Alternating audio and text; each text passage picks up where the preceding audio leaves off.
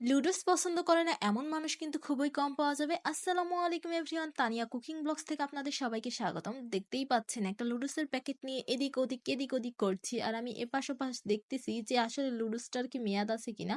একটু হাত দিয়ে টেপাটেপি করে ভাঙতেছি, কারণ এরকম এত বড় লুডোস আমি রান্না করব না, একটু কেরাতি সিস্টেমের করতেছি। আজকে এক কথায় আমি লুডোস রান্না করবো, আর লুডোসটা একবারে শীতকালীন সবজি দিয়েই বলতে গেলে গাজর দিয়ে রান্না করব। আর দেখতেই পাচ্ছেন যে এটাকে আমি এখন কেটে নিচ্ছি, আর কেটে নিয়ে আমি কি করি চলুন দেখা যাক।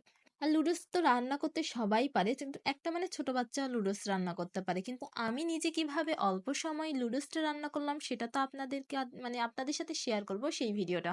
সেই জন্য দেরি না করে চলুন দেখা যাক আমি কিভাবে আমাদের এই লুডোসটা রান্না করেছি। এই যে লুডোস, এক প্যাকেট লুডোস, সেটাতে আমি দিব হচ্ছে ৫টার মতো, ৪টা গাজর নিয়েছিলাম ছোট ছোট, সেইগুলোকে কুচি কুচি করে কেটেছি, ধুয়ে কেটেছি। ধনিয়া পাতা কুচি কুচি করে কাটা হয়েছে, এগুলো কিন্তু আগে থেকে ধুয়ে নিয়েছি তারপরে কেটেছি, আর আপনাদেরকে কাটাকাটি দেখালাম না কারণ সবাই তো কাটতে পারে।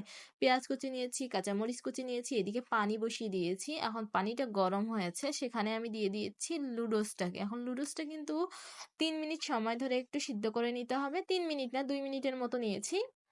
এই সময় কি আর ঘড়িটা দেখি না, ২ মিনিট সময় নিয়েছি। তারপরে দেখতে পাচ্ছেন ঢেলে দিচ্ছি, আর ঢেলে দেওয়া শেষ হলে এখন ঠান্ডা পানি দিয়ে ভালো করে ধুয়ে নিচ্ছি। এখন ভালো করে ধুয়ে নেওয়া হয়ে গেলে আমি কি করি চলুন দেখলেই বুঝতে পারবেন।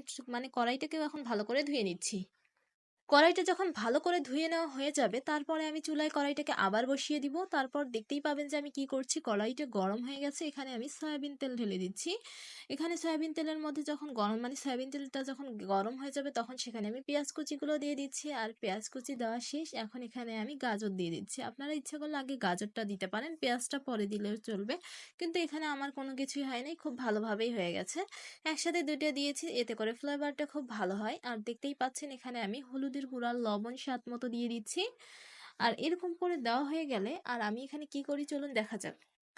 এই যে দেখতে পাচ্ছেন অনবরত আমি নাড়ছি একটা সুনি হাতা দিয়ে, এখন ভালো করে নাড়ানাড়ি করে নিচ্ছি। এটা এখন নাড়ানাড়ি করা হয়ে গেলে কাঁচামরিচ কুচি দিয়ে দিচ্ছি। কাঁচামরিচ কুচি দেওয়া হয়ে গেলে ডিম দিব এখানে একটা। এখন এই দুইটাকে সময় নিয়ে একটু নাড়াচাড়া করতে হবে, এক কথায় ভালো করে এটাকে ভাজতে হবে। ভালো করে যদি না ভাজি তাহলে কি হয়, সেই জন্য এটাকে ভালো করে ভাজতে হবে।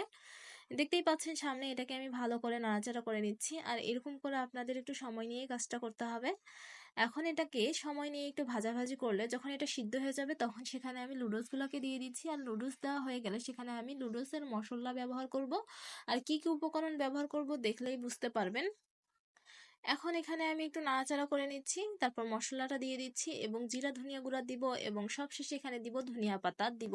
আপনারা যারা ধনিয়া পাতা পছন্দ করেন তারা অবশ্যই ধনিয়া পাতা দিবেন, আর যারা পছন্দ করেন না তারা ধনিয়া পাতা দিবেন না। দেখতেই পাচ্ছেন আমি এখানে ভালো করে এখন নাড়াচাড়া করছি।